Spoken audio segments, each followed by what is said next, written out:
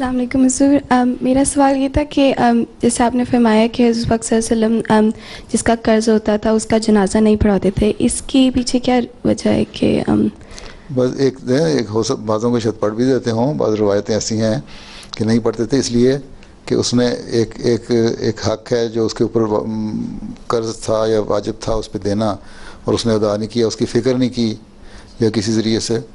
تو آپ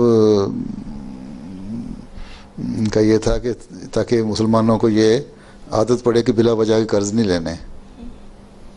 ہاں, ایک حکمت یہ نظر آتی ہے کہ بلا وجہ قرض لے کے اپنے اوپر قرضوں کو بوجھ نہیں ڈالنا ہے. عیاشیاں کرنے کے لوگ قرض لے لیتے ہیں, اچھا یہ بھی دے دو وہ بھی دے دو.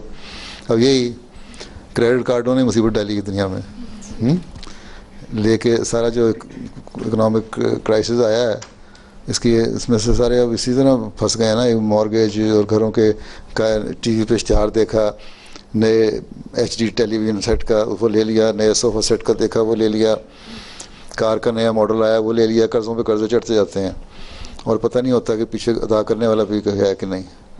اس لیے وہ ایک امریکن اکانومسٹ ہے, مطلب پاکستان یا انڈیا وغیرہ میں جو ذمہ دار ہیں نا, تو وہ بیچارے تو اپنے اس کے لیے لیتے ہیں قرض, لیکن اس پہ انٹرسٹ اتنا بڑھ جاتا ہے کہ وہ قرضوں میں ڈوبے رہتے ہیں. پھر پراپرٹ بھی ان کی ساتھ نہیں دیتی. اس لیے اکانومسٹ نے ایک لکھا ہے کہ جو پاکستانی انڈین فارمر ہے نا, وہ ہی born in debt, lives in debt and dies in debt. تو ایسے لوگ بھی ہوتے ہیں. جی جزاک اللہ حضور.